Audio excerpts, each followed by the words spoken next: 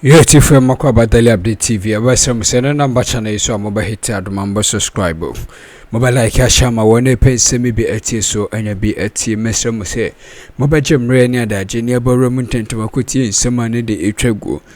Eti for and some money de Yatino and yet the cry more my Ghana and yet the enfato my Ghana crack for and some Martin who dream me papa.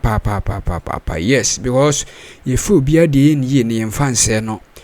Sabi na mahama kame se no ye omanpanyin no sanse bi se ni enti wo man mu ha na do beso omannim no ensema eboboba ne nema yetete no because Ghana have been ranked European dirty money list no see Ghana ye the high ati for odu na anase ensema mebobo atim ensemu gumo pa because you see ya rank Ghana as the highest European dirty money list ye ne the high na mesre mo se Jemrania da Jimungro Mukuti Semna Mope Yaba. The Kangubiano Yanso and Beba Abedomo. Let me start from the genesis. My big brother started by recounting how Nanadu had a certain mystique figure about himself, image about himself, as a man who was committed to fighting corruption. In fact, for some of us in the NDC, we nearly believed him. We nearly believed him because he came across with some image of truth. The people of Ghana gave him the opportunity. He declared to the people of Ghana that he was going to use the Anas principle to tackle corruption. What is Anas principle about? He was express. He said he was going to deploy young men, young, energetic minds into various public agencies to test public officials to see whether or not they are corrupt. That was the pledge of Nanado to the people of this country. And it was based on that pledge that the people of this country voted for him. Nanado comes into office. First of all, there's the accusation, the allegation of bribery by his chiefs of staff. Several others follow. A litany of several corruption scandals follow. But you see, one thing they try to do is they use the law to try to exonerate themselves, exculpate themselves from liability. Whenever there's a corruption scandal against any appointee of Nanado, one of the first things they do is that they run to Shraj.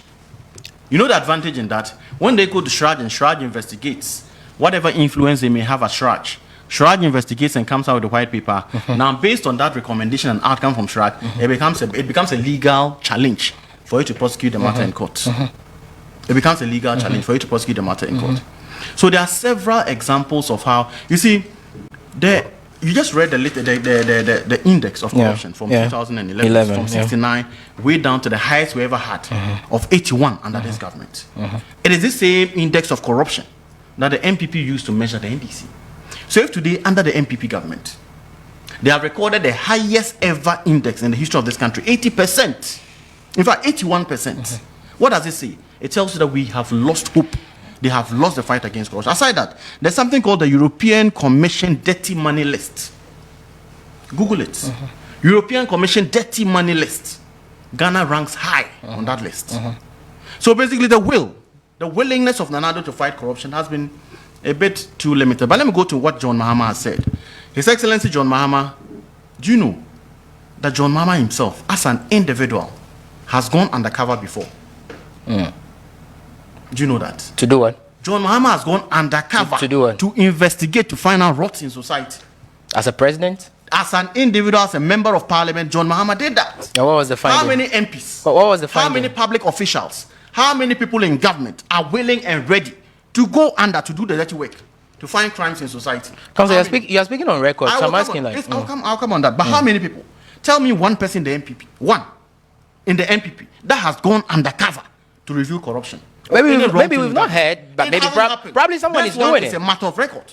You remember Anas in his investigation in the Bole chieftaincy raid. He did one story in Bole in 2005. At the time, His Excellency John Mahama was MP for Bole. He joined Anas as cameraman for Anas. For them to be able to get a chief that had been kidnapped and sent into Ivory Coast. John Mahama did that. So I look at this and I say, well, this is a man that is willing to do the dirty work to get it done. Yaro... He was a cameraman? He was cameraman to Anas. It's a matter of fact, I'm saying. But you see, in all of it exudes humility. Humility because this is a man that is high up there and says that, no, I'm not going to be on my high fallopian horse and then not do the groundwork for the betterment of my people. That is humility. That is leadership. That is example. So any leader that cannot show his leadership by example is no leader. A leader like Addo who has promised, a leader like Bawumia, who you heard about Bawumia's incident at the port. An importer brings his rice, several thousands of bags of rice. He's not able to pay the duty, goes into demurrage. While he's trying to, sort of raise money to pay this thing, somebody clears the goods, and Bawumia distributes these food items to Muslims around the country as his gift to them for Ramadan. How blessed is that? That is cursed gifts that Bawumia distributed. Somebody's hard work. Bawumia takes that and shares that to Muslims around the country. This guilt is not on those that receive the gift, the food items, but it's on Bawumia. It's a dent. It taints his image. So ultimately, I think that the fight against corruption is something that needs a will. Several examples, Ekowusi, Charles B. Sew, several examples of corruption. If it were the case that Addo was living up to that image we had of him as a leader that is willing to tackle corruption head on, you would have been able to Council, you mentioned the efforts John Mahama put in place. Yes. I mean, serving as a cameraman to announce when they did the undercover and what have you. So one would say that you look at the ranking, then when he assumed office as a president, we should have done better on the ranking. We started with 69th all throughout to even 2016 at 70th, the highest under his regime. Now let me make this point. When you talk about better is basically comparing two things. The NPP and the NDC. Who is better off? The NDC obviously is. Because you are comparing two governments. Are you telling me that the NPP's performance was better than the NDC's performance on corruption? No, the records do not reflect that. Look at the figures. Even if it was 70, what is the least? If our highest was 70, what is the least performance of this government? Look at the figures and tell me. 72. 72. The least performance of this government was the best of the NDC. So it tells you how bad this government has been on the record of corruption. John Mahama's time, there are several instances where look, today, going into the next government of the NDC, we all know that anyone that perpetuates corruption will suffer for it. Because look at the friendship between John Mahama and Apuga Pele. Do you know the relationship they have? It's just like the way you and I are. You are my very good friend. On any day I can call you. On any day you can call me. We eat at play together. But the fact of the matter is that if you are corrupt and I'm in a position of power, you pay for it. And that's what John Mahama did with Apuga Pele. Some believe he was just a scapegoat. The point is that he was found liable. Once the law finds you liable, John Mahama will not say because you're my friend, or because we used to sit close to each other in parliament, or because we are both from the north, I'm going to forgive you. John Mahama doesn't believe in that, unlike Akufo-Addo. Come on, you are a lawyer. You go to court. You know what evidence is all about. If you don't present hardcore evidence, how do you prosecute? But one thing you forget is that before evidence even gets to the court, certain officials have a responsibility to present the evidence in court. Yeah. Whose responsibility is it to present the evidence? Remember, the attempt of the special prosecutor to fight corruption is only limited. We may go into the details of the work of the office of the special prosecutor. That's different. But the one with prosecutorial powers of state is the Attorney General under Article 88 of the Constitution. The Attorney General can instruct the police to prosecute matter A or matter B. On all these instances of corruption, tell me one instance that the Attorney General instructed police initiate prosecution against this person. When? Did Godfred Dame or Gloria Kufu instruct the police to initiate prosecution?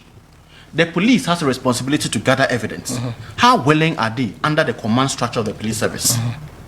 How willing are they? You remember Dan Pare's comments about how this government and all of the things in the media about how the government is trying to take him out because of a certain recalcitrance in pushing an image that would protect the perpetuity of this government. You remember that story? Yeah. So efforts are there, but the point is that who is the one going to do it? Those with the power to do it are not doing it. You see, they have come to say they set up the office of the special prosecutor, but that's rather too simplistic. You set it up and then starve them to death. We heard Martin Amidu, the first occupant, when he was appointed, they said Martin Amidu is that one person they trust because they thought they were going to use him. No, but so that comes back to bear. I mean, how well have we resourced these institutions? When you say we, it's not about we. No, when I say we, I mean no, it's not we. It's a government. It's an MPP government by Bawumia and Akufo-Addo. Let's not make it like it's our collective responsibility. It is not. Is it not? It is their responsibility. No, this is a canker that affects all of us. You see, some people are placed with a bigger responsibility than the rest of us. Yes, we are all Ghanaians. We all hold stake in the development of our country. But of course, so it means that we have a shared responsibility. We do, but others have a higher stake, and those two people are Bawumia and Addo. with their leadership of this country, what is their record? Okay, let me rope in Kesi Jr. quickly now. If you look at the ranking, and then you juxtapose that to what the then candidate Akufo-Addo said in his quest to fight corruption when he wins power, one would draw the conclusion by saying that he has failed. Don't you agree? I don't agree. Why? Good morning to you. Good morning to my colleague and our senior brother here, Mr. Yaro. I do not agree that President Akufo-Addo has failed to fight corruption. But first and foremost, it's important to state that corruption is a general problem. I mean, successive governments of this country have faced the challenge of corruption. It's not only President Akufo-Addo or the NPP fighting or trying to face the challenge of corruption. Since the days of Akroma, I mean, we've been trying to curtail the menace of corruption, but unfortunately, we've not been able to make any massive progress yet. However, when it comes to corruption, my problem with corruption is that most of the times we tend to blame the politicians for being corrupt or being unable to fight corruption. But like you clearly said, corruption is a criminal offense. And council here knows that the rule of the game is evidence. In any case, our law provides that the burden of proof for any criminal offense lies with the prosecution. And it is incumbent upon the prosecution to prove the guilt of the accused person or the person alleged to be corrupt beyond reasonable doubt. This means that even the accused person or the person alleged of corruption can decide to remain silent and not even say a word in court. It is incumbent on you alleging that the person is corrupt. It is incumbent upon you to prove the corruption. Now, let us ask ourselves. You asked a very important question that it looks like all the allegations we've been making against people, there hasn't been any major evidence against those people. Any hardcore evidence against those people. Of course, I agree. It is very easy to make allegations. Certainly, I can say, oh, Randy here is very corrupt. He's a corrupt journalist. I mean, it's very easy to say such a thing. But to prove it will be very difficult. So when it comes to corruption, sometimes when we are addressing the issues of corruption and blaming government, let us be very mindful of what we say. Because sometimes, you remember during the presidency of President Kufuor, we had persons affiliated to the NDC printing Prudential Bank checks and pasting them on walls and what have you, that Kufuor's administration is very corrupt. When we are going to jail them. 8 years of NDC in power. Mention one former appointee of President Kufuor that was jailed for corruption. None. So one will also make the argument and the point that, I mean, Mahama was smeared with the corruption tag. I'll come there. Why have we not seen a single person being jailed so far? About 10 people have been jailed. About 10 appointees of the former government have been jailed. The Eugene Bafuboni, the NTA matter, the case of that, the Republic versus Eugene Bafuboni, 4 appointees of the former government. Currently, they are still serving their jail sentence. It was recently that the Deputy National Security Coordinator, appointed by His Excellency the former President Mahama, who was pardoned by President Akufo-Addo on grounds of ill health. Eugene Bafuboni, Matthew Teve, if you go to Venture Capital, Daniel Duku, these people were appointed by the former president. Go ahead. No, I was quiet when you were here. Go ahead. Daniel Duku, Antenna, the financial manager at Venture Capital, currently, even the case of Maslock, Sedinam Tamaklu, they are all currently in court. I mean, there have been so many people who have been prosecuted for corruption. And so, I do not even want to come there. But you see, the major point is that to fight corruption, then I think that we need to have a look at our laws very well. Because if we are saying that a person must be, the guilt of a person must be proved beyond reasonable doubt. Now, this is a person that we are all alleging to have engaged in a corrupt activity. And the law is saying that we should prove the guilt of the person beyond reasonable doubt. And if the prosecution is unable to do so, then you cannot convict the person on grounds of corruption. So Senior mentions the instance of missing excavators. Currently, as I speak to you, there is no evidence to substantiate that excavators have gone missing. There is no evidence as to that effect, because if there is any clear evidence that excavator A or B with chassis number so and so have gone missing, then the AG can have some basis to initiate prosecution. But currently, there is no such evidence to substantiate that excavators have gone missing. These are just mere allegations. Council mentions the case of Kesi. The CID is still investigating the matter. The last time I checked with the CID, they informed me that currently they have not received or gathered any relevant or material evidence that implicates Mr. Kesi. Now, I'll refer you to something. The president told us that he will use or adopt the ANAS principle in fighting corruption. We've seen that. We've seen documentaries from investigative journalists. What has happened to all of those? So the Kesi case, for instance. This is a very simple matter. I mean, with all the investigative pieces we've seen from ANAS, in all, the president referred the matter. The president himself, per our laws, do not have the powers to investigate corruption matters. Like Council said, the power lies with the Attorney General. Yeah. And I'll come to the point where Council mentioned that OSP's powers to fight corruption is very limited. I do not agree with that point. But the president himself do not have the powers to fight corruption.